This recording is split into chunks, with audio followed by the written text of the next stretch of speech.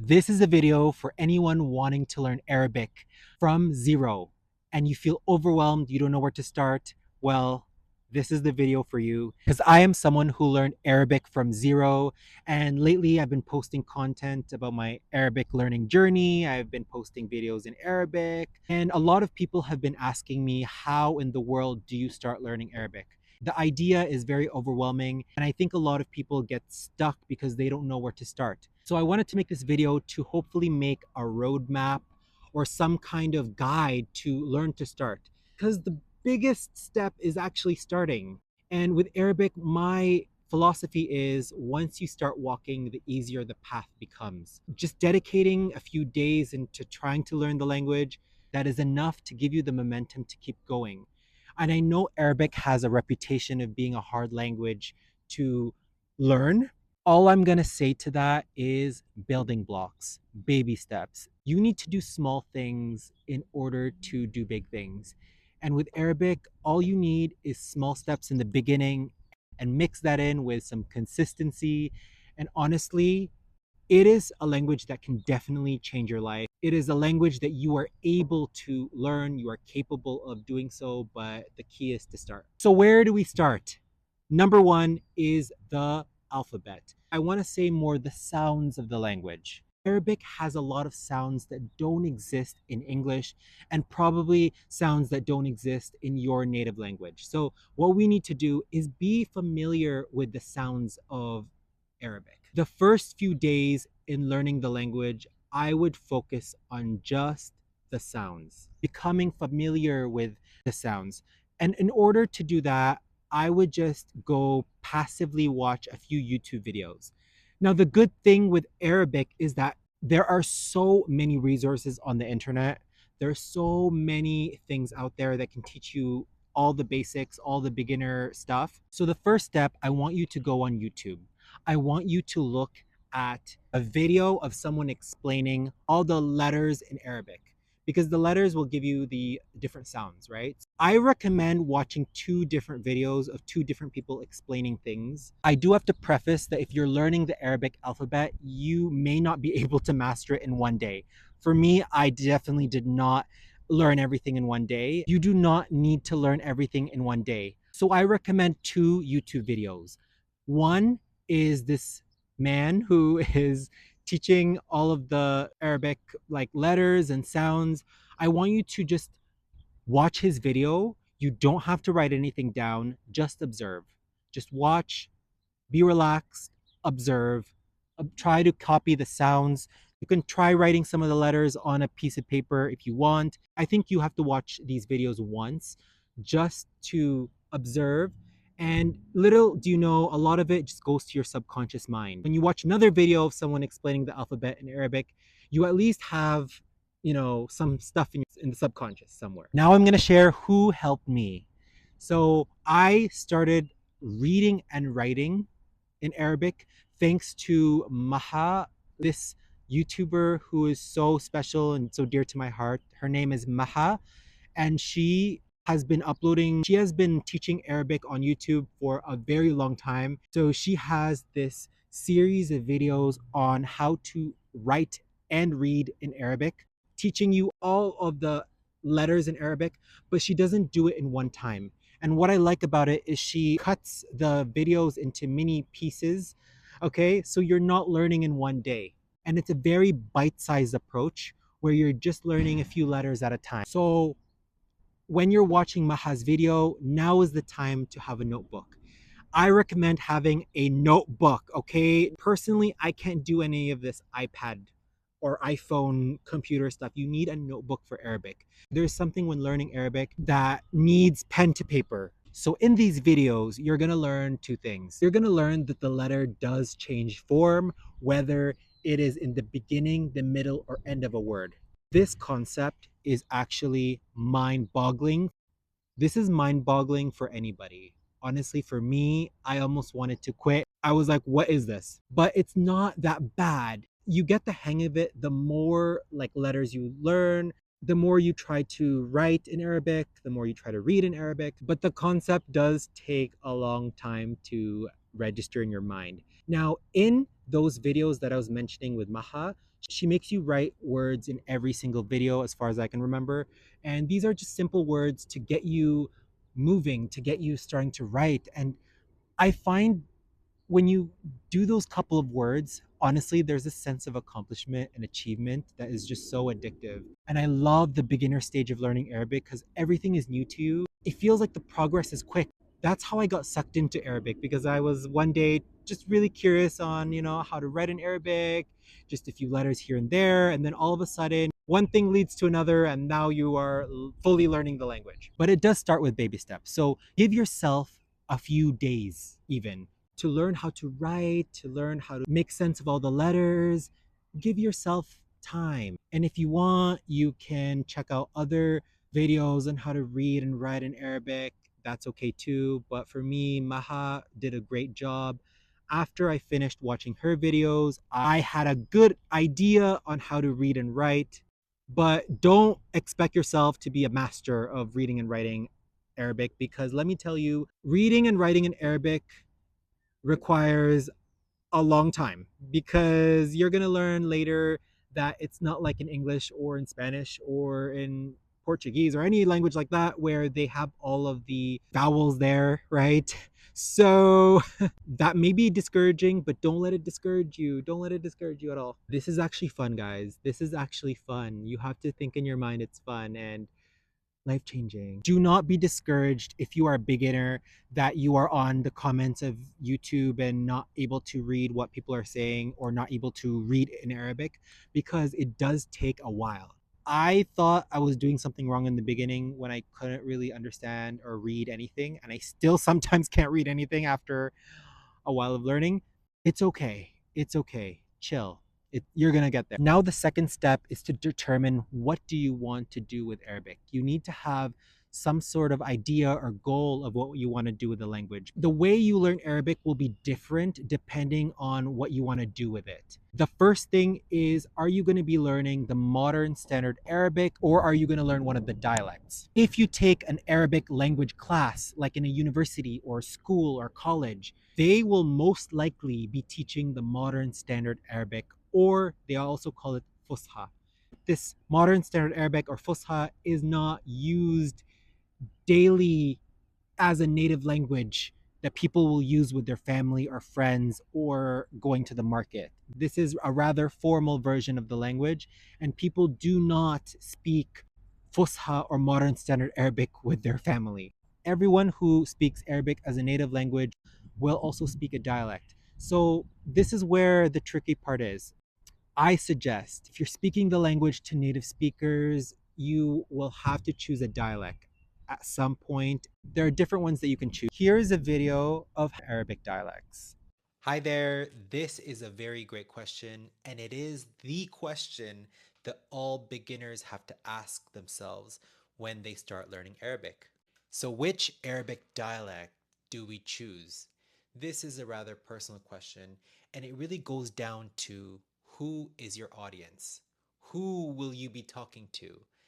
Are you learning Arabic to talk to people in your community? Are you learning Arabic to travel somewhere? For me, I learned Levantine Arabic because in my community, there are a lot of people that speak Levantine Arabic. In the case of my dad who lived in Libya for 20 something years almost, it would have been advisable for him to learn Libyan dialect.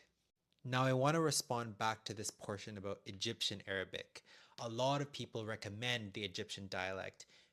Why? Because it's a very widespread, understandable rather, dialect throughout the Arab world. And I find most Arabs that I know understand it very well because of movies and the media, and especially the music and film industry. The Egyptians really did a lot of work there. But should we learn Egyptian dialect? That is totally up to you. For me, even though people advised it for me and said, "Oh, it's a very understandable dialect to learn," which is not wrong, I still chose not to only because I don't like see Egyptian people in my there are Egyptian people in my city, but like where are they? Like I don't really meet that many Egyptians, to be honest. I'd love to speak more Egyptian Arabic because I've been trying to learn it too, but got no one to practice with, so I'm not really using this. The second criteria is the amount of resources in that dialect. I find Egyptian dialect has a lot of resources compared to the other dialects. Egyptian Arabic has tons of books, tons of beginner stuff that is very available on the internet. A lot of YouTube channels about it. Same thing with Levantine Arabic too. There's a lot of free stuff out there in the internet where you can just learn through YouTube videos, literally. And there are also dialects with less resources, less content on the internet for them, and that would make it very hard, honestly. I do find on the internet like a lot of stuff is in Egyptian Arabic, Levantine Arabic, or one of the Khaliji dialects. Like either those three are very prominent on the internet. But if you want to learn something else, it, the internet, there's a bunch of stuff. But when it comes to good quality resources, I would say there are a lot that I know in the Levantine and Egyptian dialects. Those really have good resources. And from my experience, once you get familiarize yourself with one dialect, you can then transfer to others. There are people that prefer Fusha. I do think there's a debate on whether you should learn Fusha first. Like, it really depends on what your goal is. I think a lot of people want to learn Arabic to be able to speak to people and communicate with native speakers. You don't need modern standard Arabic in order to communicate with people. You can just use a dialect of Arabic that's understandable by a lot of Arab. Now, that is to say that if you do start with modern standard Arabic, I think there is value in that. I think there's a lot of value in learning modern standard Arabic. I'm not saying it's useless.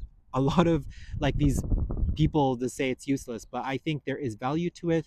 But for me, I think you can learn a dialect and then branch into modern standard Arabic because modern standard Arabic or Fusha does give you a sort of base. It gives you a lot culturally as well. You know, a lot of things, a lot of poetry, a lot of literature is written in modern standard Arabic. But it really ultimately comes to, what do you want? For me, I want to talk to native speakers. That is my priority. I started to learn the Levantine dialect and I started to also branch into other dialects. I would recommend mastering one dialect first and really becoming familiar in one, and then perhaps you can branch into something else. I started with the Levantine dialect, but I started kind of learning Fusha as well because I love poetry, because I'm just such a language nerd. I love the sound of Fusha. I love it, okay? I just love it. But you don't need to. That's the thing. You don't need to necessarily learn it. For me personally, I do sometimes love to read the Quran. Modern Standard Arabic would help you in that sense, right? And this is also a lot of motivation for people to learn Arabic as well. Some people learn for religious purposes because they follow Islam. This is a very valid reason to learn Arabic. The Quran was revealed in Arabic. This is the language it was revealed in.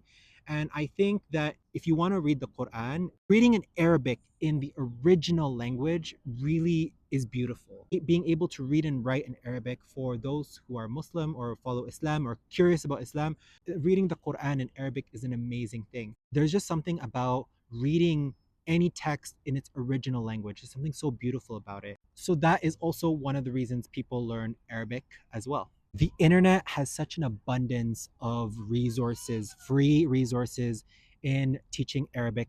And I think it's really great for beginners because there's so many content for beginners to learn Arabic. I would first start off with the greetings. Learn all the greetings in the dialect that you prefer, if you're learning the dialect, that is, and be familiar with how to greet people. This is important for you when it comes to speaking the language. What I love about Arabic is that it is a language where I'm so encouraged by native speakers to continue learning. This is not the case with other languages. And not to be shady, but I'm a French teacher, and a lot of students complain to me about how Francophones treat them when they try to speak French, when they try to practice French. I don't have that issue with my Spanish classes. My students that learn Spanish, don't have an issue with native speakers being rude to them for speaking Spanish. And it's the same in Arabic. Like, I have had so much encouragement, hundreds of comments. I've received hundreds of comments of encouragement, Arabic speakers encouraging me to upload more videos in Arabic, correcting me in a gentle way. Like, all these positive, encouraging comments. I don't I don't get there are languages I don't get that in. With Arabic, it's amazing. You go to any shop, go to your local shawarma place. If those people speak Arabic, kifa, kifkun, kifik, talk to them. Use those greetings, and honestly, they will take it. They will take it. They will run with it. They will practice Arabic with you. That's the good thing about Arabic is people are actually wanting to speak Arabic with you. People are actually wanting to practice with you. So it is important for you to learn those greetings. When you actually use those greetings and talk to native speakers, even if you know a little bit of Arabic, those native speakers will gas you up. They will compliment you, they will encourage you. When you start to speak even a little bit of Arabic, that should give you the push and the momentum to start learning more. Okay? Now, I would then branch into subscribing to different channels with, teaching different dialects for the beginner level. There are channels on YouTube that cater more to the intermediate, but for the beginner level, there are quite a lot depending on the dialect you're learning.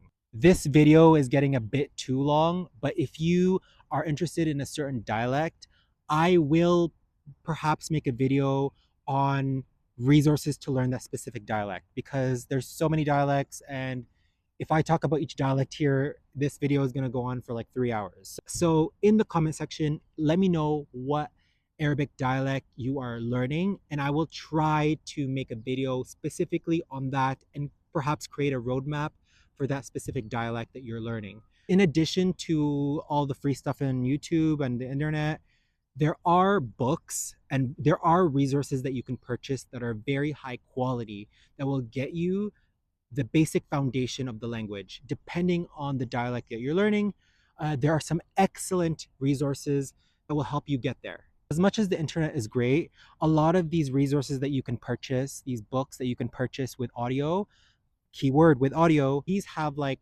proper pedagogical approach to it in that it teaches you, yeah, the alphabet, teaches you the greetings, and then it teaches you my name is and what is your name, and then teaches you some basic verbs. It has like a progressive approach to it. Like I said, you're gonna have to tell me what dialect you're learning. There are tons of books for different dialects, so just search around, see, look at the reviews. Anything beyond this, I think I can make in another video, but I just wanted to wish you all the best in your Arabic learning journey. These are just the first baby steps in order to start learning the language. And if you have any questions, let me know. If you like this content, please like and subscribe, and I'll see you in the next video.